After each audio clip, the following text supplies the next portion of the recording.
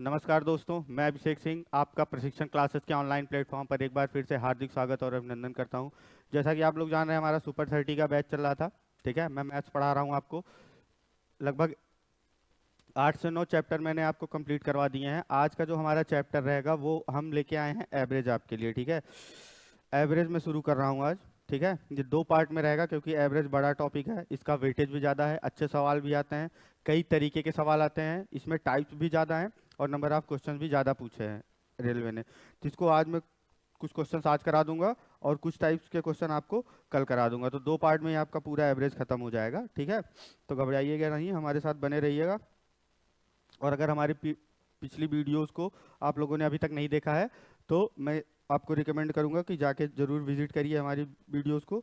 चलिए पहला क्वेश्चन हम देख लेते हैं कि पहला क्वेश्चन हमारा ये कह रहा है कि what is the duplicate ratio. ठीक है, अगर कहीं आपको डुप्लीकेट रेशियो लिख के दे दिया जाए या द्विगुणित अनुपात लिख के दे दिया जाए, ठीक है, और कहा जाए कि कोई अनुपात आपको पहले दिया गया रहेगा ए बाई बी के रूप में, आपसे कह दिया गया इसका डुप्लीकेट रेशियो बताइए, तो हमेशा ए बाई बी का जो स्क्वायर होता है ये इसका डुप्लीकेट रेशियो होता है। ठीक है, हमको 15/12 दिया है, ये 15/12 को होल स्क्वायर हम कर देंगे। ये ऊपर 15 का स्क्वायर हो जाएगा, नीचे 12 का स्क्वायर हो जाएगा। ऊपर 15 का स्क्वायर क्या होता है 225, और 12 का स्क्वायर हम लोग जानते हैं 144। तो 225/144 कहीं ऑप्शन में है, ऑप्शन सी में है। ये हमारा आंसर हो गया द्विगुणित अनुपात या डुप्लीकेट रेशियो। ठीक, चलिए आगे बढ़ते हैं, याद रखिएगा। ठीक है, डायरेक्ट क्वेश्चन पूछा है रेलवे ने। सॉरी, अगला क्वेश्चन हमारा है कि व्हाट इज सब डुप्लीकेट रेशियो। अभी हमने क्या देखा, डुप्लीकेट रेशियो स्क्वायर कर दे रहे थे, लेकिन अगर हमसे कह दिया जाए सब डुप्लीकेट रेशियो या अर्ध द्विगुणित अनुपात, सब डुप्लीकेट रेशियो या अर्ध द्विगुणित अनुपात आपका क्या होगा। तो अभी हम क्या कर रहे थे, ए बाई बी को ए square B upon B square कर दे रहे थे, लेकिन अब की बार अंडर रूट ले लेते हैं। जब आपको सब डुप्लीकेट कहेगा तो आप उस अनुपात का, उस रेशियो का वर्गमूल निकाल लेंगे। ठीक है, हमको दिया क्या गया है 225/144 का हमको अर्ध द्विगुणित अनुपात निकालना है। ठीक है, इसका स्क्वायर रूट ले लें हम।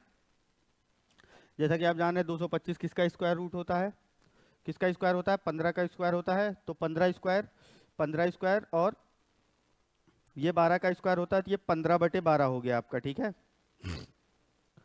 225/144 का अर्ध द्विगुणित अनुपात हमारा आ गया क्या 15/12, क्योंकि अर्ध द्विगुणित अनुपात निकालने के लिए हम क्या करते हैं, दिए गए अनुपात का स्क्वायर रूट निकाल लेते हैं। चलिए आगे बढ़ते हैं, अगला क्वेश्चन हमसे ये कह रहा है कि what is the compound ratio of something something something. आपको 4 रेशियो दिए गए हैं। ठीक है, 1, 2, 3 और 4 रेशियो दिए गए हैं और कह रहा है इनका मिश्र अनुपात या कंपाउंड रेशियो बता दीजिए आप। चलिए देख लीजिए, मिश्र अनुपात या कंपाउंड रेशियो निकालते कैसे हैं। जब आपको 2 अनुपात, 3 अनुपात, 4 अनुपात, कितने भी अनुपात दिए हों, तो उनका मिश्र अनुपात निकालने के लिए हम क्या करते हैं, पहले उनको भिन्न के रूप में लिख लेते हैं। ठीक है, 45/75 आपस में सबको गुणा कर देते हैं। ठीक है, 3/5, 51/68। ठीक है, और ये आपका हो जाएगा 256/81। अब आपका जो कट रहा हो वो आप काट लीजिए। ठीक है, ये आपका क्या हो जाएगा, जो आपका कट रहा हो उसका आप काट लीजिए। क्या कटेगा आपका, आप देख लीजिए। ठीक है, ये आपका 5 से कट कितनी बार, 15 बार। ठीक है, ये 5 बार। ठीक, ऐसे आप इसको काटोगे, ये आपका क्या हो जाएगा 9 बार। 17×3=51, 17×4=68। ठीक, ये आप 4 यहाँ काट दो, 4×6=24 हो जाएगा ये आपका। ठीक है, 1 4 यानी 4×4=16। ठीक, और आप इधर काट दो, ये आपका 3×3=9 हो गया। ठीक है, अब आप मल्टीप्लाई करके लिख लो, जो आएगा वो आपका आंसर हो जाएगा। ठीक है, पूरा नहीं कर रहा हूँ मैं आपको ये दिखा दे रहा हूँ कि मिश्र अनुपात निकालते कैसे हैं। जितने भी आपको रेशियो दिए गए रहेंगे उनका सबका आप मल्टीप्लाई कर लेना। ठीक है, आपस में मल्टीप्लाई करके आप लिख लेना। ठीक है, ये आप खुद से कर लेना। ठीक है, मैंने आपको दिखा दिया कैसे काटना है, क्या करना है, कुछ घबराना नहीं है।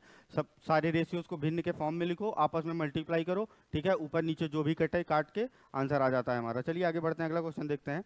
अगला क्वेश्चन हमारा कह रहा है एक्स रेशियो वाई हमको दिया गया है। एक्स रेशियो वाई हमको दिया गया है क्या, 3:4। ठीक है, अब हमसे कह रहा है 7x माइनस 4y और 3x प्लस 2y के बीच का अनुपात हमको बताना है। ठीक है, अगर x बटे वाई हम इसको 3/4 लिख दें, कोई दिक्कत नहीं होनी चाहिए आपको।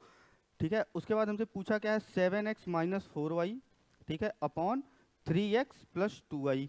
ठीक, अब यहाँ हम डायरेक्ट अगर रेशियो हमसे पूछ लिया गया है समथिंग समथिंग का, तो x की जगह 3 रख लेंगे हम और y की जगह 4 लिख लेंगे हम, हमको कोई दिक्कत नहीं होनी चाहिए। ठीक है, और क्या क्या लिख रहे हैं हम, x की जगह 3 और y की जगह 4। x की जगह 3 रखिए आप, 7 मल्टीप्लाइड बाई 3 हो जाएगा, ये हो जाएगा आपका 21, माइनस 4 मल्टीप्लाइड बाई किसका, y को हम 4 मान रहे हैं तो ये आपका 16 हो गया। ठीक है, उसके बाद नीचे क्या है आपका 3x प्लस 2y, x की वैल्यू हम क्या मान रहे हैं 3, यानी ये नीचे 9 हो गया, प्लस 2y यानी 4 दूना 8, ऊपर आपका घट के 5 हो गया, नीचे ऐड होके 17 हो गया, यानी 5/17। ठीक, ऑप्शन डी। आई होप समझ गए होंगे आप लोग। चलिए क्वेश्चन देख लेते हैं, सेम उसी तरीके का क्वेश्चन है। a बाई बी आपका 7√7 अपॉन √3 दिया गया है। ठीक, आपसे पूछा क्या गया है 3a plus 2b upon 3a minus 2b। ठीक है, 3a की वैल्यू आपकी क्या है 3√7, कोई दिक्कत, a की जगह हम √7 रख दें जैसे पिछले क्वेश्चन में रख रहे थे। ठीक, और b की जगह हम क्या रखेंगे √3 प्लस 2√3, और नीचे क्या हो जाएगा 3√7 माइनस 2√3। ठीक है, उसके बाद इसका क्या कर लेंगे, परिमेयीकरण कर लेंगे या रेशनलाइजेशन कर लेंगे। ठीक है, कैसे करते हैं, यहाँ माइनस है तो सेम यही डिजिट लिखते हैं, बस प्लस लिखते हैं। ठीक है, अगर रेशनलाइजेशन करना है हमको किसी नंबर का, आप देख लीजिए, अगर आपका a minus B upon a plus B है, ठीक है, इसका परिमेयीकरण करना है या रेशनलाइजेशन करना है हमको, तो हम नीचे वाले का उल्टा लिख लेते हैं। अगर a प्लस बी यहाँ लिखा है तो multiplied by a minus B, ऊपर भी multiplied by a minus B, ये आपका रेशनलाइजेशन होता है। ठीक है, या परिमेयीकरण कहते हैं इसको हिंदी में। तो आप इसका रेशनलाइजेशन कर लीजिएगा, ठीक, परिमेयीकरण कर लीजिएगा और सॉल्व कर लीजिएगा, जो आंसर आएगा आपको टिक कर दीजिएगा। ये कैलकुलेशन मैं आपके लिए छोड़ रहा हूँ। ठीक है, आसान सी कैलकुलेशन है, हमेशा करते हुए आए होगे आप लोग। ठीक है, इतनी दिक्कत नहीं होनी चाहिए। चलिए आगे बढ़ते हैं, क्वेश्चन का तरीका फॉलो करो आप, ठीक, कैलकुलेशन खुद से करो। अगला क्वेश्चन देखिए आप, निम्नलिखित अनुपातों में सबसे छोटा अनुपात कौन सा है। चलिए इस तरीके का क्वेश्चन करने के लिए देख लीजिए हम क्या मेथड अपनाते हैं। ठीक, हमारा क्या क्या अनुपात है 15:23, 15/23 लिख लिए इसको, इसको हम 17/25 लिख ले रहे हैं। ठीक है, और 7/15 लिख ले रहे हैं और 21/29 लिख ले रहे हैं।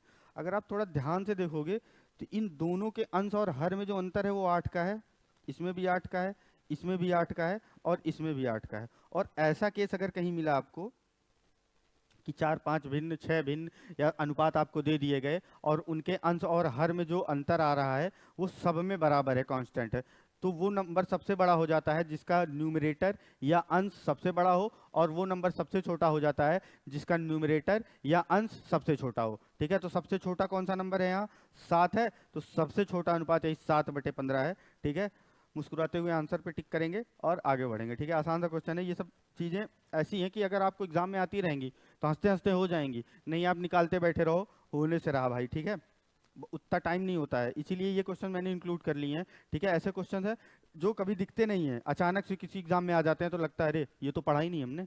ठीक है, चलिए आगे देख लीजिए, कह रहा है कौन सा भिन्न 1/27 के उसी अनुपात में है।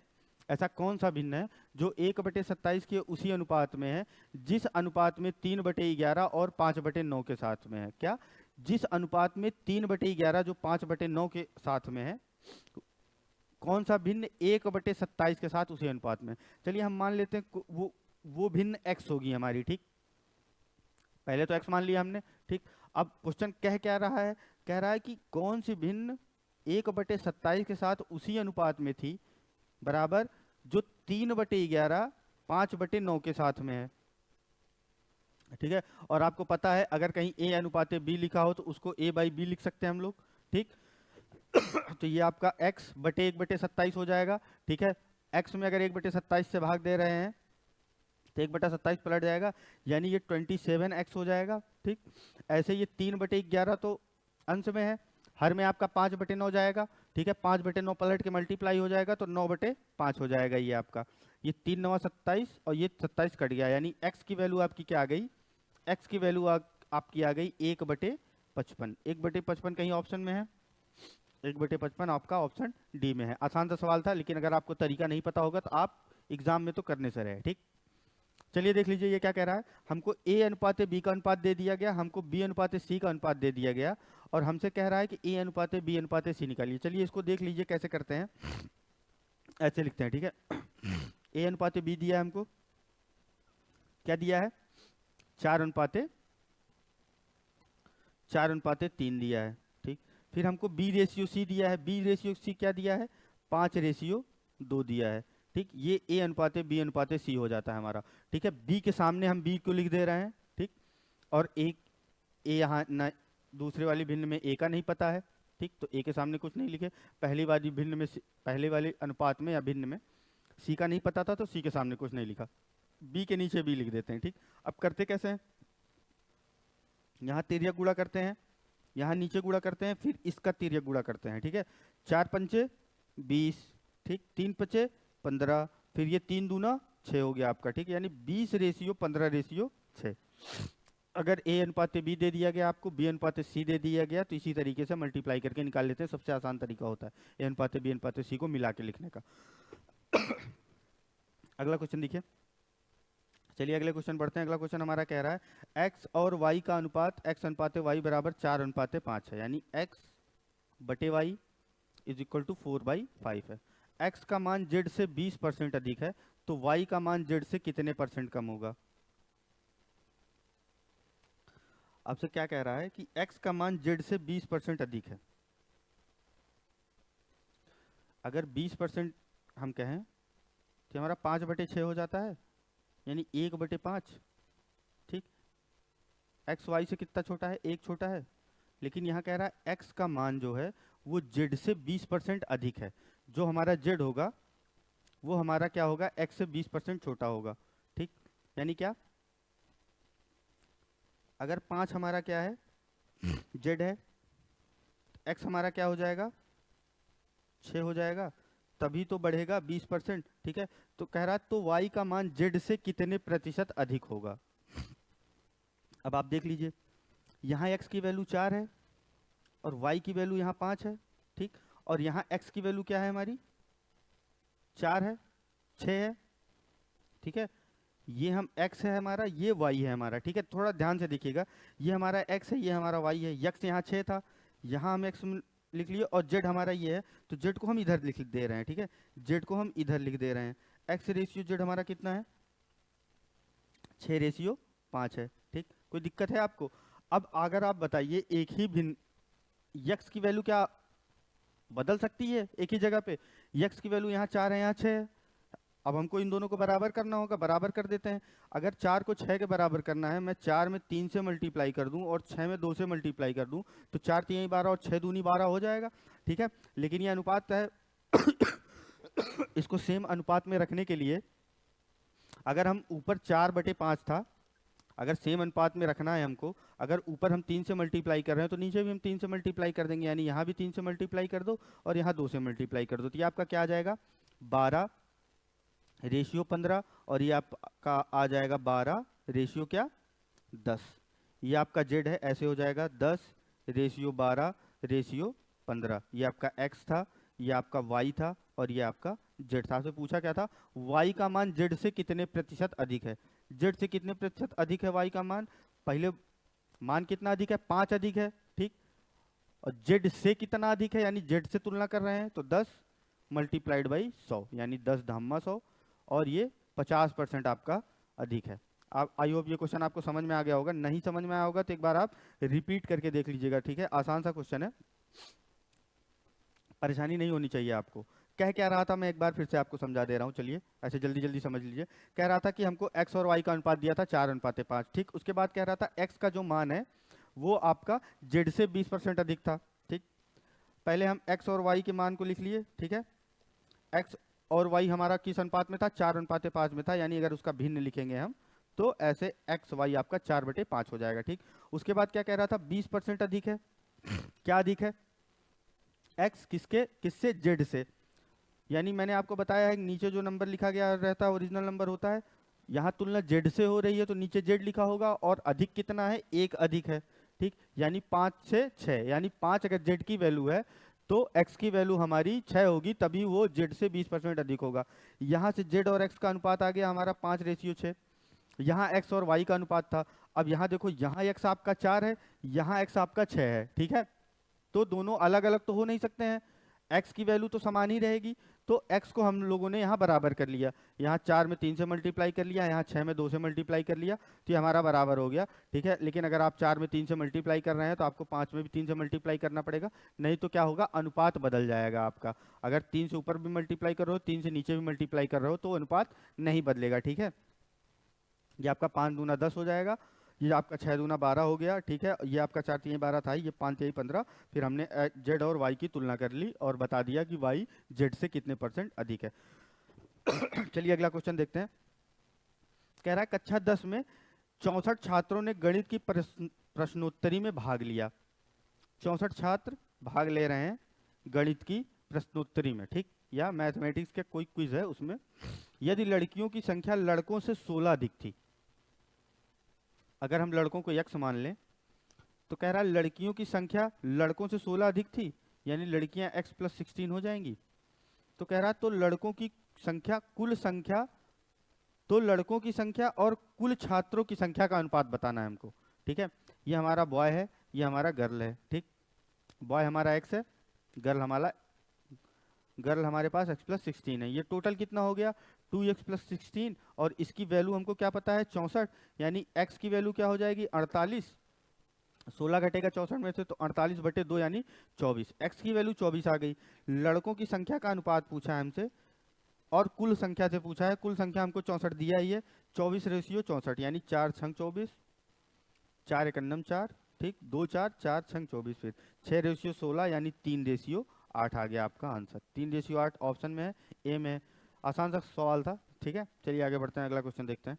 अगला क्वेश्चन हमारा कह रहा है एक आयताकार बोर्ड की लंबाई और चौड़ाई का अनुपात, यानी लेंथ और ब्रेथ का अनुपात आपका 7:5 है।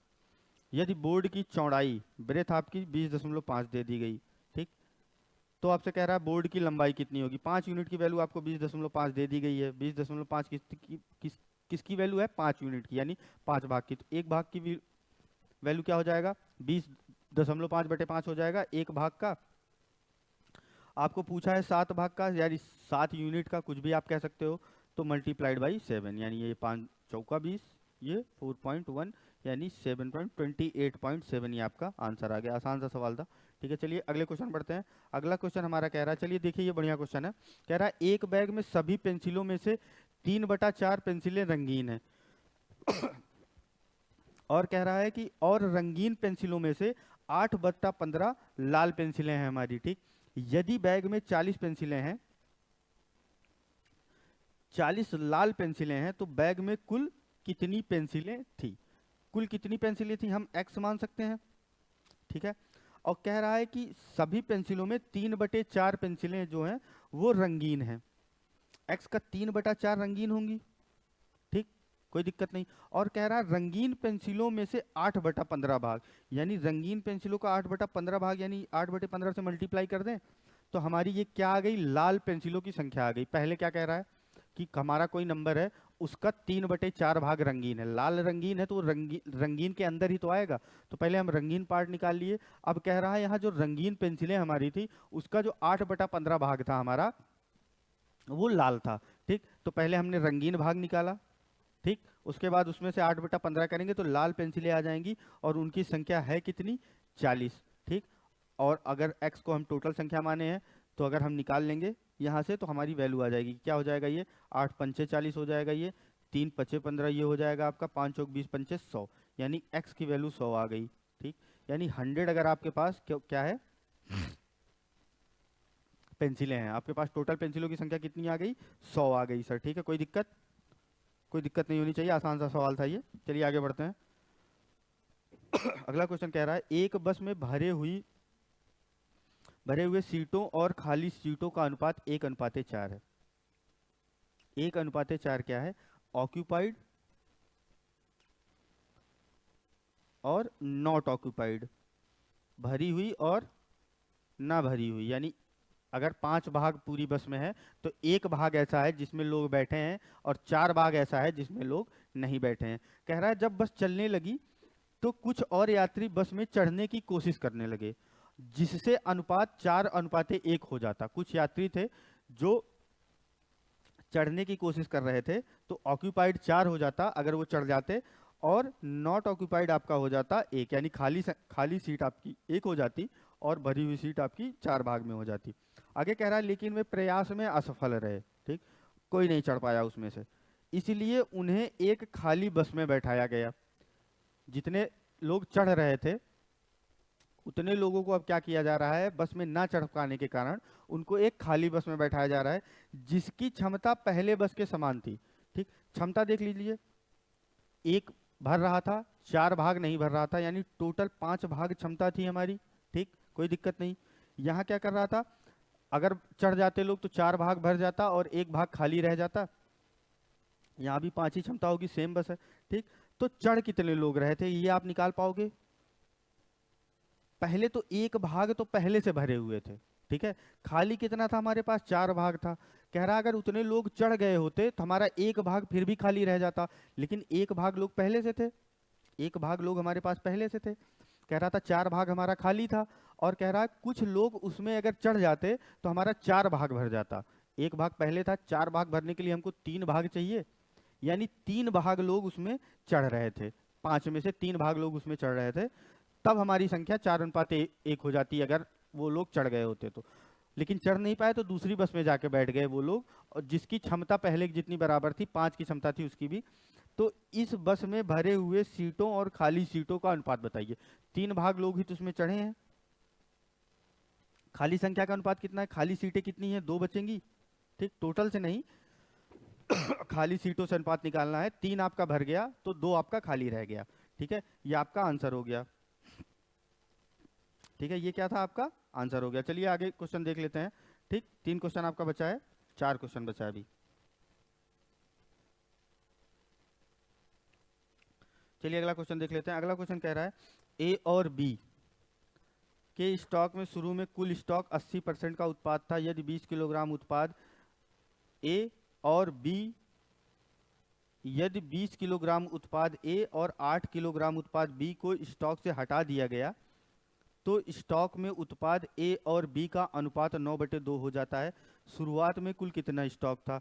ए और बी के स्टॉक में शुरू में कुल स्टॉक का 80% उत्पाद ए था। अगर 80% उत्पाद आपका ए है तो ए बाई बी की वैल्यू क्या हो जाएगी? ये 80% है तो ये आपका 20% हो जाएगा, यानी ये 4:1 का अनुपात था।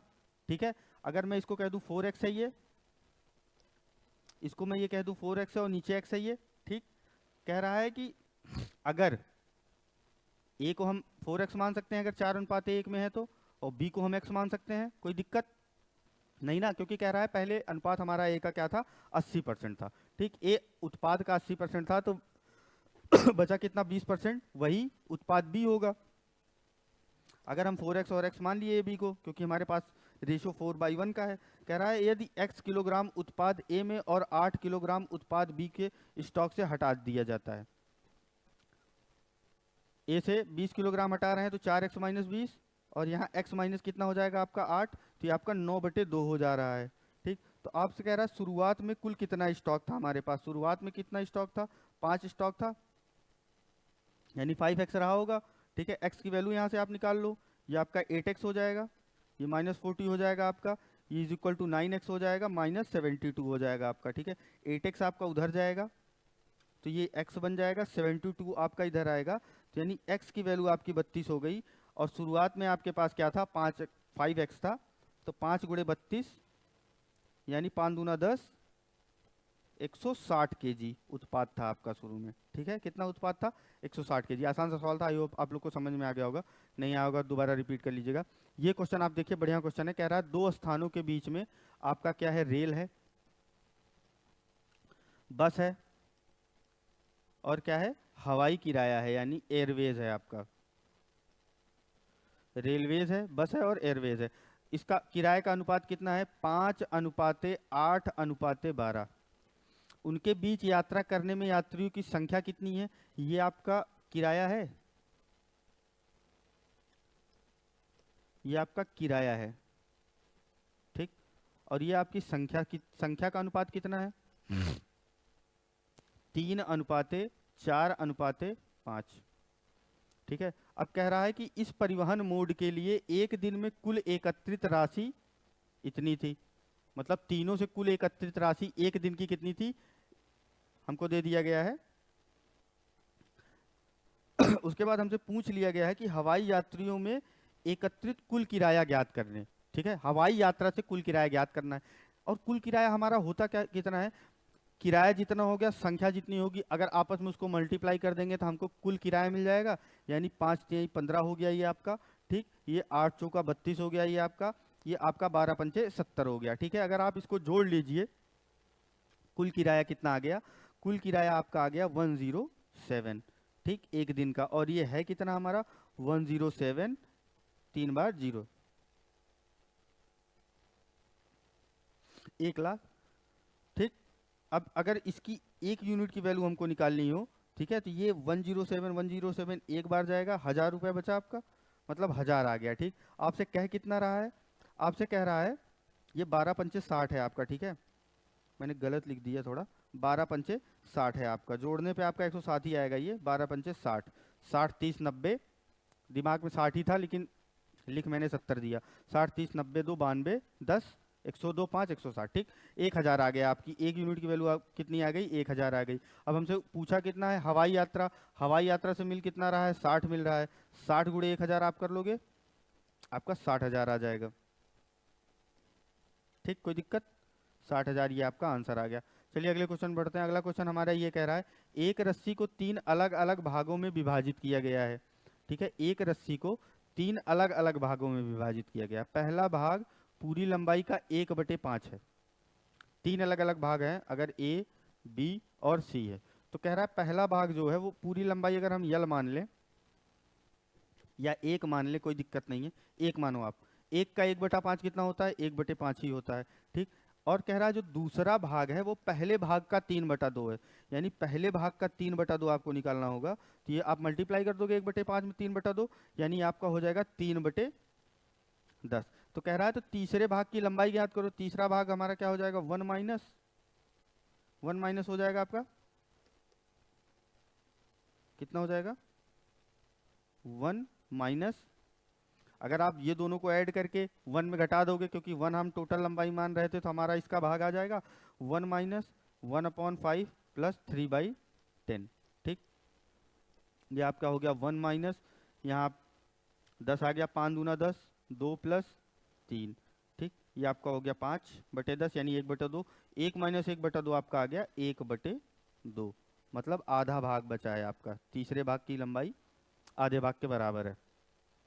ठीक है, आसान सा क्वेश्चन था। ठीक है, अगर भाग वगैरह दे के पूछ लेते हैं तो आप उसको यल मान लो, एक्स मान लो, कुछ भी मान लो, लेकिन मैं तो कहता हूँ अगर 1/समथिंग के फॉर्म में है तो आप 1 मानो। ठीक, सबसे आसान होता है। चलिए अगला क्वेश्चन देखते हैं। अगला क्वेश्चन हमारा ये कह रहा है, ठीक, कि 750 को 3 भागों एक्स वाई जेड में इस प्रकार विभाजित किया जाता है कि x-5, y-10 और z-15 की वैल्यू क्या है, 5:3:4 है। तो एक्स वाई जेड क्रमशः का हिस्सा कितना होगा, एक्स वाई जेड के रूप में बांटा जा रहा है, तो X plus Y plus Z बराबर हमारा 750 होगा। ठीक, कोई दिक्कत, ये हमारा इक्वेशन 1 हो गया। अगर ये 5 है, ये 4 है, ये 3 है, तो ये मैं कह सकता हूँ कि x-5 आपका 5k हो सकता है। ठीक, आपका y-10 कितना हो सकता है, 4k हो सकता है, रेशियो में दिया है तो। और आपका z-15 कितना हो सकता है, z-15 आपका 3k हो सकता है। आप कहोगे बिल्कुल हो सकता है। अब इन तीनों को ऐड कर लेंगे तो हम x plus Y plus Z आ जाएगा हमारा, x plus Y plus Z. ठीक, और इसको तीनों को ऐड करेंगे, -15 ये -30 हो गया। इसको ऐड करेंगे 5 4 9 3 12k हो गया ये आपका। x plus Y plus Z की वैल्यू हमारी थी कितनी, 750, 750 माइनस 30 बराबर 12k। ठीक, यानी ये 720 बराबर 12k, यानी k बराबर 60 आ गया आपका। तो ये आपकी वैल्यू कितनी आ गई, x माइनस 5 की वैल्यू आपकी क्या आ जाएगी, 5 अंक 300, ये आपका 6 चौका 24 यानी 240, ये आपका कितना आ गया 6 त्रिक 18, 180। अब आप तुरंत आंसर देखोगे, कहोगे 300 240 180 कहाँ है, 300 240 180 लगा दिए टिक, हो गया बंटाधार। ठीक है, गलत हो गया क्वेश्चन। क्यों? क्योंकि हमको x और y और z का हिस्सा निकालना है। हमने यहाँ x माइनस 5, यहाँ y माइनस 10 और यहाँ z माइनस 15 निकाला है। तो अगर हमको x निकालना है तो 5 उधर उधर जाएगा, तो ये बचे 305 हो जाएगा x। ठीक है, और यहाँ 10 उधर जाएगा तो y हमारा कितना हो जाएगा 250। फिर z में z माइनस 15 यानी 15 उधर जाएगा, तो z बराबर हमारा 195 हो गया। ठीक है, z बराबर हमारा क्या हो गया 305, 250 और 195, 305, 250 और 195। ठीक है, ये हमारा गलत था। जल्दबाजी में क्वेश्चन गलत होते हैं। ठीक है, आसान। चलिए आज के लिए इतना ही। ठीक है, मिलेंगे आपको अगली क्लास में। ठीक, अगली क्लास हमारा इसी का एक्सटेंडेड पार्ट होगी। जो 2-4 टॉपिक आपके बच गए हैं, 15-16 क्वेश्चन उसमें भी रहेंगे, मैं करा के आपका एवरेज खत्म करूंगा, फिर हम लोग बढ़ेंगे अगले टॉपिक पे। ध्यान से पढ़िए, दोहराते रहिए, समझ रहे हैं, रिवीजन बहुत जरूरी है। चलिए खुश रहिए, मस्त रहिए, मिलते हैं अगली क्लास में, तब तक के लिए थैंक यू।